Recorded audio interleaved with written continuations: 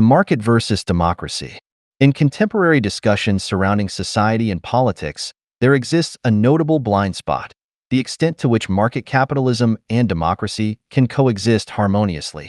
This blindness stems from decades of pro-market narratives, particularly heightened during the Cold War era, which have cultivated a pervasive mythos. This myth suggests that the hierarchical structure inherent in our daily economic interactions, characterized by top-down control and bottom-up submission, somehow aligns with democratic values of choice, equality, and freedom. This assumption, though widely held, crumbles under scrutiny. Consider the trajectory of social progress over the past 2 centuries, marked by movements striving for equality, the eradication of discrimination, improvements in healthcare accessibility, and broader political inclusion. Advances such as the abolition of slavery, the fight for women's suffrage, and the establishment of LGBTQ rights exemplify this ongoing journey toward human rights and equality. Yet, amid these advancements, one domain remains largely untouched by meaningful progress: economics. Economic equality, crucial to the broader human rights agenda, often evades scrutiny, shielded by philosophical justifications and rhetorical deflections. Rather than confronting the structural inequities inherent in market economics, many opt for euphemistic gestures. For instance, phrases like equality of opportunity are touted as progressive ideals, masking the systemic barriers perpetuated by market forces. However, the fundamental flaw in this narrative lies in the inherent contradictions of market economics. The system, by design, precludes any genuine pursuit of equality of opportunity, rendering such aspirations hollow. Basic necessities like food, water, and shelter remain inaccessible to many, while the totalitarian structure of the market perpetuates inequality and undermines democratic principles. The very essence of market economics, with its emphasis on profit-driven decision-making and hierarchical power dynamics, stands in stark contrast to the principles of equality, fairness, and democratic participation. Ultimately, the crux of the matter is clear: market economics and democracy are fundamentally incompatible. Any attempt to reconcile the two is an exercise in futility, as the systemic determinants of market capitalism inherently oppose the principles of democracy at every turn: market dynamics, power, scarcity, and the illusion of freedom. In examining the dynamics of market economies, two critical aspects emerge: procedural dynamics and power distribution. Take, for instance, the notion of providing free access to basic necessities like food. While it seems humane and technically feasible, such a move disrupts the essential energy flow that fuels economic growth within the market. This disruption occurs because markets thrive on scarcity exploitation. By keeping goods and services scarce, they ensure a constant demand that drives economic activity. However, providing essentials for free diminishes this scarcity, leading to a slowdown in trade, loss of demand, job cuts, and eventually economic downturns. In essence, the market system is structured to collapse without the perpetual movement of money generated by keeping necessities scarce and people in constant need. Moreover, the market's influence extends beyond mere economic transactions. It dictates power dynamics, with wealth correlating directly to social influence. Those with significant financial resources wield power through land ownership, workforce leadership, lobbying efforts, political influence, and other means. This concentration of power perpetuates extreme wealth inequality, with a small fraction of the population holding a disproportionate share of global wealth. This inherent hierarchy-enforcing mechanism of market economics becomes evident when considering the consequences of deviating from its established norms. If basic needs were suddenly met without the necessity of labor, two significant shifts would occur. Firstly, individuals would have more time and less stress, potentially leading to increased social awareness and destabilizing the existing power structures. Secondly, the reduction in trade turnover would weaken the power establishment, reliant on the constant extraction of wealth from the working class to maintain its dominance. Attempts by democratic institutions to rectify these imbalances are often met with resistance, as they challenge the core principles of the market system. Efforts such as social welfare programs or wealth redistribution face pushback from those advocating for free markets. perpetuating a cycle of market-centric policies that exacerbate real-world problems. Ultimately, the more the market adheres to its ideal of freedom, the more detrimental its effects become on societal well-being. This grim reality underscores the inherent flaws in attempting to reconcile market economics with democratic principles, revealing a system inherently designed to prioritize hierarchy and perpetuate inequality. Market dystopia, the extremes of free market capitalism. Imagine a world where the principles of free market capitalism reign supreme, devoid of any external regulation or intervention. In this thought experiment, all decisions and outcomes are dictated solely by market forces, private property ownership, and the resulting power dynamics that emerge from mass transactions. In such a world, there would be no safety nets or governmental oversight. Every aspect of public health, democracy, income distribution, and environmental sustainability would be at the mercy of market behavior. The consequences of this extreme scenario would be dire. Firstly, without regulation, the market's relentless pursuit of profit would lead to rampant environmental destruction. The exploitation of scarce resources and the disregard for negative externalities would accelerate ecosystem collapse, exacerbating global crises. Secondly, wealth consolidation would skyrocket, creating a stark divide between the ultra-rich and the rest of society. The lack of social mobility would entrench this hierarchy, with those unable to afford basic necessities left to fend for themselves. Moreover, monopolies and cartels would dominate global markets, wielding immense power over governments and individuals alike. Any legislative intervention would serve to preserve the status quo, further entrenching the dominance of the business elite. This dystopian vision underscores the inherent flaws of unchecked capitalism. Without democratic oversight, the market becomes a tool for oppression, reducing human rights to mere purchasing power. In the absence of intervention, societal collapse becomes inevitable, as the pursuit of profit outweighs concerns for sustainability and equity. While this scenario may seem extreme, its parallels to current trends are undeniable. The rise of neoliberal ideology has led to a weakening of regulatory frameworks, allowing market forces to exert increasing influence over society. However, the solution does not lie in doubling down on free market principles. Rather, it requires a reevaluation of our priorities and a recognition of the inherent limitations of market capitalism in promoting a just and sustainable society. Capitalist coercion, the illusion of choice in a system of economic oppression. Let's revisit the discussion on power, democracy, and the nuances of oppression within the framework of capitalism. Unlike the overtly centralized, bureaucratic hierarchy associated with traditional fascism as depicted in Orwell's 1984, capitalism presents a more sophisticated form of control. Instead of a single oppressive entity, power is distributed among various nodes or entities, namely businesses, companies, and corporations. These business entities, as private owners of production means, form a network of hierarchical power. From the top down, they exploit the inherent vulnerabilities of the average worker, effectively coercing their submission to the system as a whole. This exploitation fundamentally violates human rights, creating a coercive environment where individuals are strategically disadvantaged by default if they lack familial ownership or surplus wealth. This coercion is further perpetuated by the financial mechanisms ingrained in capitalism, particularly the reliance on debt. Money itself is generated through debt, with interest accruing on non-existent money within the money supply.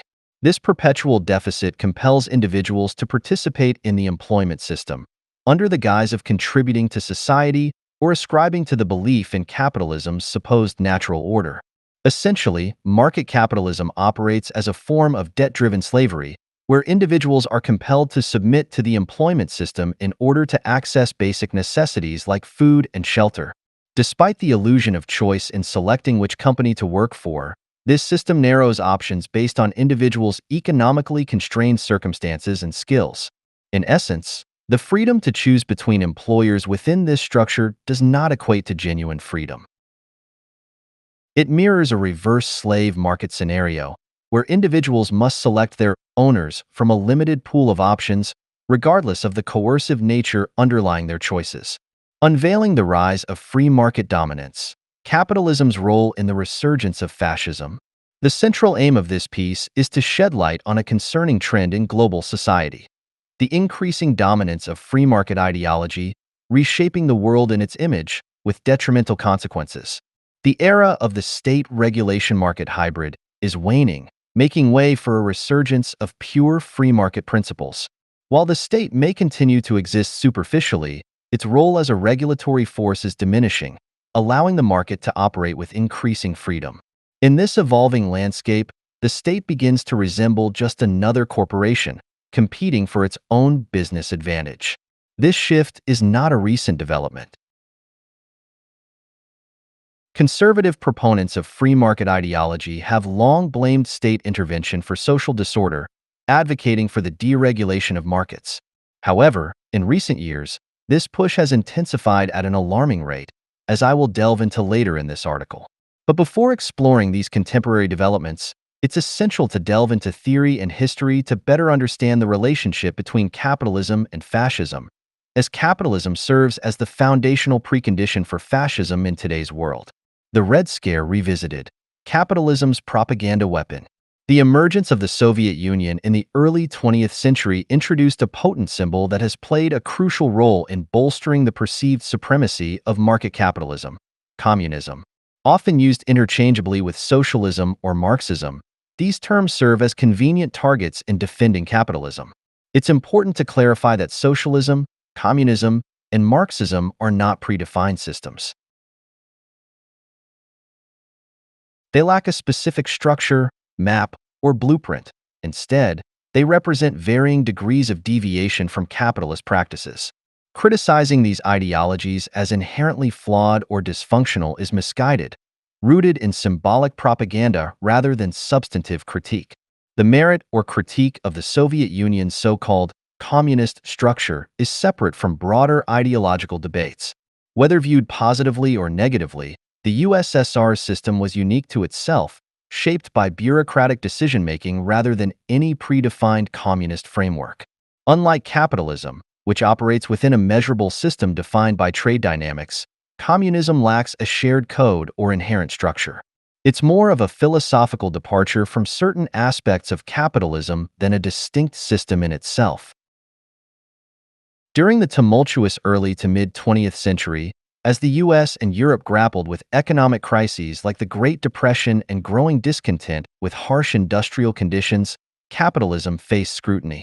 To counter this, proponents of capitalism launched a mass public relations campaign, using the USSR as a scapegoat and boogeyman. Ironically, the USSR became capitalism's greatest threat and marketing tool. Anti-communist propaganda aimed to reinforce support for the capitalist system by juxtaposing it with the perceived failures of communism. This false duality persists today, with capitalist powers like the US using tactics such as sanctions and sabotage to undermine nations perceived as socialist or communist. The goal is to prevent any challenge to the capitalist hegemony, maintaining the illusion of its superiority. Any perceived threat to market capitalism must be neutralized, even if it means distorting the realities of other economic systems or countries. Pandering to equality, the market's illusionary promise. During the rise of the Industrial Revolution in the early to mid-20th century, proponents of market capitalism attempted to capitalize on some moral themes associated with communism. They promoted the idea that mass consumption was the key to achieving the egalitarian goals of communism or socialism. This narrative, exemplified by John Maynard Keynes in his 1929 essay, For Our Grandchildren, painted a picture of private enterprise leading to shorter work weeks, higher wages, and the end of poverty through technological abundance. However, these promises never materialized. Market capitalism has not inherently adapted towards egalitarianism or improved labor rights. Instead, any progress in these areas has been the result of interventionist policies implemented through democratic processes, maintaining a regulatory chokehold on capitalism. The illusion of increased human rights and equality has been perpetuated by rampant overproduction and consumption, which, while increasing living standards, has also been wasteful and unsustainable. Economic growth has become synonymous with poverty reduction, overshadowing the potential for direct intervention to address poverty. This delusional theme of marketizing every problem to avoid non-market intervention is pervasive. Attempts like carbon credits to curb pollution have failed, demonstrating the limitations of relying solely on market forces. Some even advocate for the privatization of legislation and enforcement, further blurring the line between state and market. In response to the harsh realities of industrial capitalism, regulatory measures were introduced to address public health and oppressive conditions. While these reforms were necessary, they also served to compete with the ideals of communism and win public opinion. However, with the fall of the USSR, the narrative shifted. Pro-market forces no longer needed to tolerate interventionist policies to counter communism. This led to a gradual erosion of regulatory institutions, labor rights, and social welfare programs. The goal became a return to a deregulated, laissez-faire condition, with the market economy seen as the savior and the democratic state as the new enemy. The spread of neoliberalism in the 1990s further cemented this orthodoxy, labeling any deviation from free market principles as undemocratic. This trajectory continues to shape our modern world, with market capitalism tightening its grip and dismantling regulatory safeguards in its pursuit of unchecked dominance. The fundamental debate: free markets versus alternatives. At the heart of today's socio-political discourse lies a pivotal debate, one that transcends traditional left-right or conservative-progressive divides. It's a clash between those who champion the ideology of free markets as sacrosanct and those who advocate for alternative systems, recognizing the inherent flaws in unfettered capitalism and calling for greater regulation or even systemic overhaul. While discussions often revolve around specific issues like abortion rights, police brutality, or political corruption, their roots can often be traced back to fundamental beliefs about the role of markets versus the role of the state in shaping society. This dichotomy is often oversimplified as a battle between individual freedom, markets, and oppressive coercion, state power, perpetuating complex belief systems with similar themes. However, amidst these debates, one critical issue often gets sidelined: environmental sustainability. Free market fundamentalism, with its emphasis on cyclical consumption and infinite economic growth, poses an existential threat to our planet. The relentless pursuit of profit at the expense of environmental degradation renders all other arguments moot. Moreover, the intrinsic structure of capitalism undermines democratic principles at every level, from the hierarchical power dynamics within businesses to the systemic exploitation of the common citizenry. Attempts to mitigate these harms through interventionist regulation have been met with resistance from market proponents seeking to preserve their perceived freedom. As we continue down the path of free market fundamentalism, two alarming trends converge: the inherent authoritarianism of capitalism and the escalating social and environmental crises. This toxic combination is likely to breed increased authoritarianism and fascism, fueled by fear, confusion, and misplaced blame. To counter this trajectory, we need bold structural changes and innovative economic alternatives that can replace the current system. We must resist the relentless push towards free market purism and actively oppose policies that exacerbate social and environmental problems. While some may argue that things must worsen before they can improve, such rhetoric ignores the irreversible damage that can result from environmental degradation. Without immediate action to address these pressing issues, any attempts at social or political revolution will be futile. In the absence of a viable alternative, we must remain vigilant in our efforts to combat free market fundamentalism and its detrimental effects on society and the environment. It's not just about resisting the status quo. It's about actively working towards a better future for all. The truth about our democracy: for those who have peeled back the layers of illusion surrounding representative democracy, the suggestion to go out and vote is met with profound skepticism. The electoral process, entangled within the confines of market capitalism, appears feeble and corrupt, offering little real power to the public. Elected officials often prioritize personal gain over public welfare, perpetuating a cycle of self-interest and corporate influence. I call for a boycott of the electoral system to highlight its inherent flaws and demand systemic change. However, such gestures of rejection are only effective if accompanied by viable alternatives. Economic transformation and the implementation of direct democratic mechanisms are essential for true political change.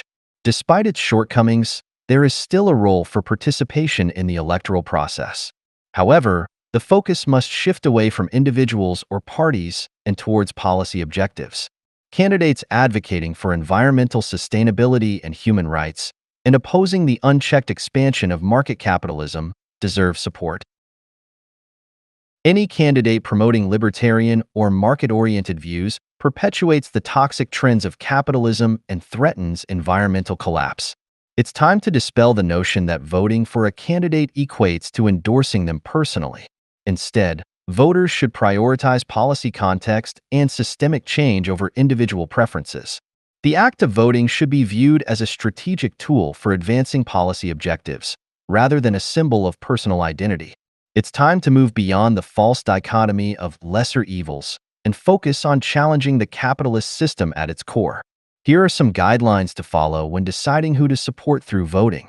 Avoid supporting candidates who advocate for 1. Deregulation of industries like finance, telecommunications, and energy. 2. Privatization of public services such as transportation, healthcare, and education. 3. Reduction of corporate taxes and tax benefits for the wealthy. 4. Free trade agreements that aim to lower tariffs and trade barriers. 5. Decreased government intervention in the economy, including weak enforcement of antitrust laws. 6. Promoting market competition and consumer choice as the main drivers of economic growth. 7. Weakening labor unions and reducing worker protections in the labor market. 8. Emphasizing individual responsibility and self-regulation within the market. 9. Minimal government interference in pricing mechanisms and market dynamics. 10. Cutting government spending on social welfare programs, advocating for privatization or reduction of entitlements. Instead, consider supporting candidates who advocate for 1. Implementing comprehensive regulatory frameworks to oversee industries and protect consumers and the environment. 2. Expanding social welfare programs, such as universal health care, unemployment benefits, and Social Security. 3. Strengthening labor rights and supporting unionization to negotiate fair wages and working conditions. 4. Adopting progressive taxation policies to redistribute wealth and address income inequality. 5. Promoting sustainable development and environmental protection through strict regulations on pollution and resource extraction. 6. Establishing public ownership or control over key industries and utilities to ensure equitable access and prevent monopolies. 7. Investing in public infrastructure and services to address societal needs and promote economic development. 8. Enforcing antitrust laws to prevent monopolistic practices and promote fair competition in the market. 9. Supporting consumer protection measures, including product safety standards and regulations on deceptive advertising. 10. Implementing financial regulations to stabilize markets, prevent fraud, and protect investors and consumers from economic downturns. While voting may not be the ultimate solution to all societal issues, it is one of the means available to work towards positive change. By actively participating in the electoral process, even if it means choosing the lesser evil, individuals contribute to holding back destructive policies and buying time to overhaul the economic system. The ultimate goal should be to create a sustainable, egalitarian democracy that prioritizes human rights and resource distribution. Until then, it's crucial to resist the influence of market-driven ideologies and fight against policies that threaten the well-being of society.